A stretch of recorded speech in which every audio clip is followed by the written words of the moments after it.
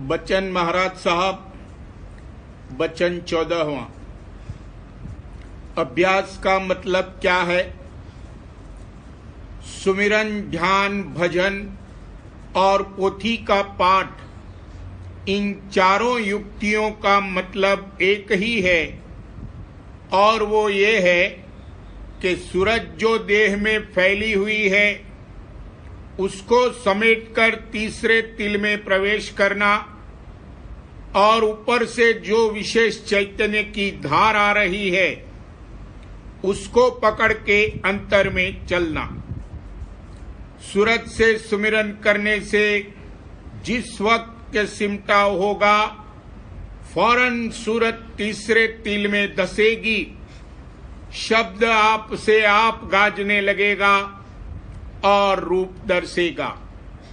ये सहज युक्ति है और राधा स्वामी परम मंत्र है। स्वरूप का ध्यान बेठिकाने न होवे, गुरु स्वरूप को एक ठिकाने यानी तीसरे तिल पर जमा कर ध्यान करना चाहिए। जिस वक्त सिमटाव होगा, फौरन शब्द गाजेगा और स्वरूप दरसने लगेगा। शब्द को इस तरह सुनना चाहिए जैसे कोई दूर से आवाज आती है तो कान लगा के यानी चित्त देकर उसको सुनते हैं। ऐसे ही अंतर में शब्द को सुनना चाहिए।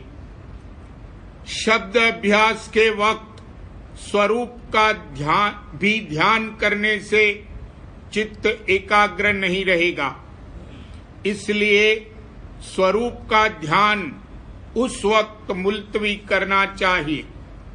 लेकिन अगर स्वरूप का ध्यान पक गया हो तो फिर अभ्यास के वक्त गुरु स्वरूप का ध्यान करने में हर्ज नहीं है, बल्कि मदद मिलेगी। जब तरंगें उठें तब ध्यान और सुमिरन करना चाहिए। सद्गुरु के सन्मुख चित्त लगा के पाठ सुनने या किसी ऊंचे मुकाम पर चित्त लगा के पाठ सुनने से भी वही फायदा होता है जैसा कि सुमिरन, ध्यान या शब्द के अभ्यास से होता है। सूरत की धार यानी तवज्जह की धार जो कि अंतर्गत है, उसको संकल्प विकल्प वाली धार में यानी काल की धार में बहने नहीं देना चाहिए।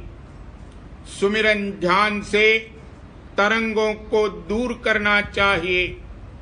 जब संकल्प विकल्प वाली धार का जोर कम होगा तब तवज्जह एकाग्र होगी। इसका इलाज ये है कि कम खाना और दुख, तकलीफ, बीमारी, तंगी वगैरह का होना।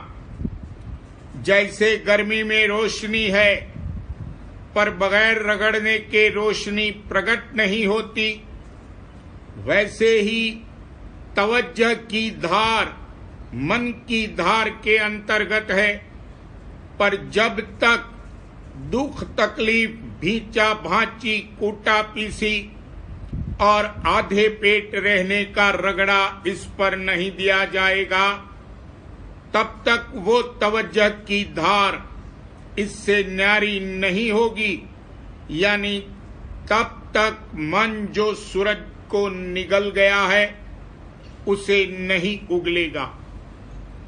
तीसरा तिल गोया जंत्री है, उसमें बैठना तब होगा जब तन तोड़ा जाएगा और मन पीसकर महीन हो जाएगा।